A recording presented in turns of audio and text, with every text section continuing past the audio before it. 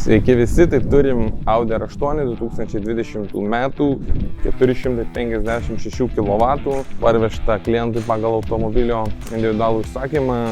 Rinkomės iš keletos spalvų, keletos variantų ir klientus pasirinko šią, buvo nuvykta pas pardavėją, apžiūrėta, išsamiai ištestuota.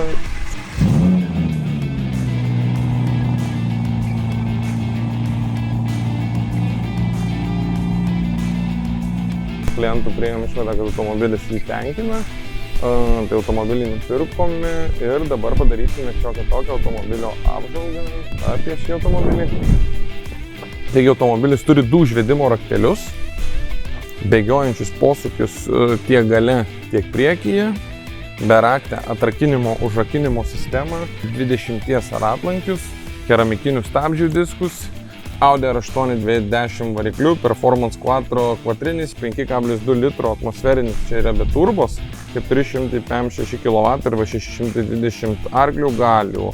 Čia tas pats yra variklis kaip Lamborghini Hurricane, super preciziškas valdymas, galiniai varomieji ratai leidžia praslysti, bet Quattro sistema išlaiko kontrolę, tai tom yra Quattro R8, manyčiau, žymiai geriau negu priekiu varomas. Tai yra paskutinė Audi R8 karta su V10 varikliu, nes po 23 metų modelio R8 jau nebuvo su vidaus degimo varikliu.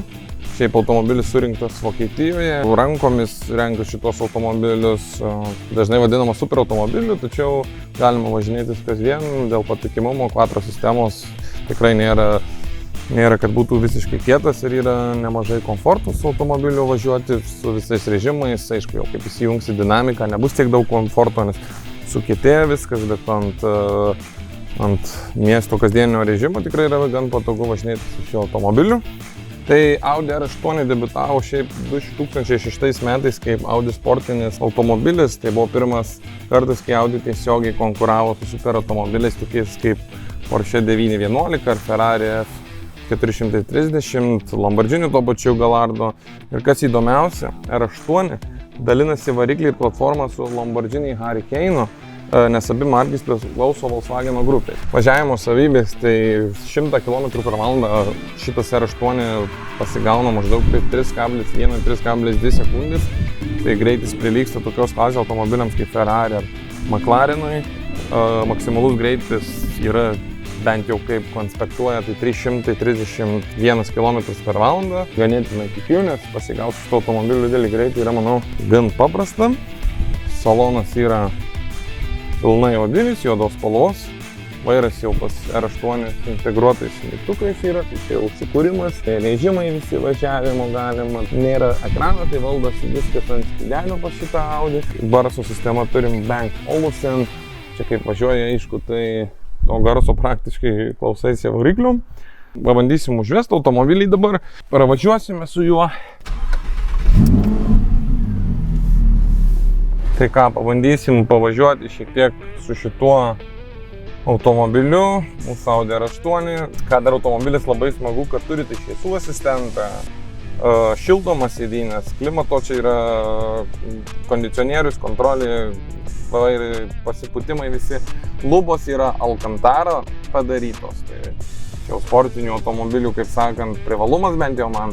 Nežinau, kam įdeda automobilį iš tų sportinius garažo atidarymus, bet tebūnie, aš nepripažįstu šito dalyko, atrodo, kad man šis nei vienam automobilį jisai nėra reikalingas šitas dalykas, bet jeigu įdeda žmonėm, vadinasi, kitiems reikia.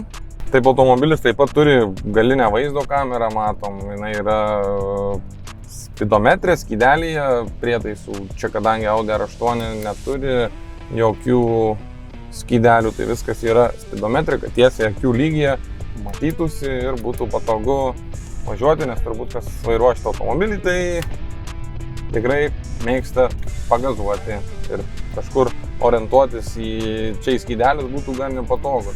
Taip pat turi puodelių laikiklius, tai galėsite atsigerti kavos su kolega. Šiaip, kaip aš sakau, aš esu 1,93 m ir nemažai kilogramų, tai aš jaučiuosi gan komfortabiliai šitam automobilį, kas ko nepasakyčiau, kaip jaučiausi Ferrary'e, kurį turėjome, tai šitam automobilį jaučiuosi žymiai patogiau. Spoileris yra iš anglies pluošto, karbono, tai itin lengva bei labai tvirta medžiaga naudojama lenktynėse, dažniausiai mašinose Kodėl tai svarbu? Šiaip yra pas automobilius kuo daugiau karbono, mažesnis svoris, tuo geresnė aerodinamika, stabdymas, valdymas ir taip toliau.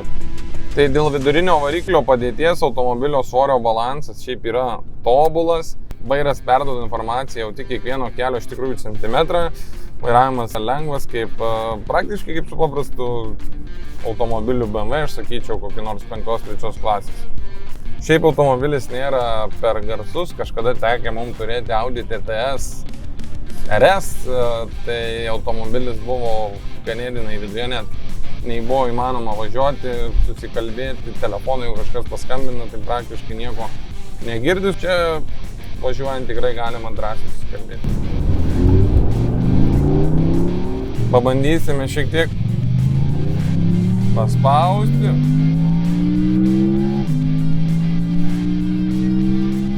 Tiesiosios, tai per 3 sekundės 100 nemeluosiu, čia galima buvo pabandyti, daugiau nebandysim, grįžtam ir pastatom automobilį į garažą, bei lauksime kliento, kuris tikrai, manau, džiaugsis šio puikiu modeliuku, kadangi tikrai įspūdingas automobilis.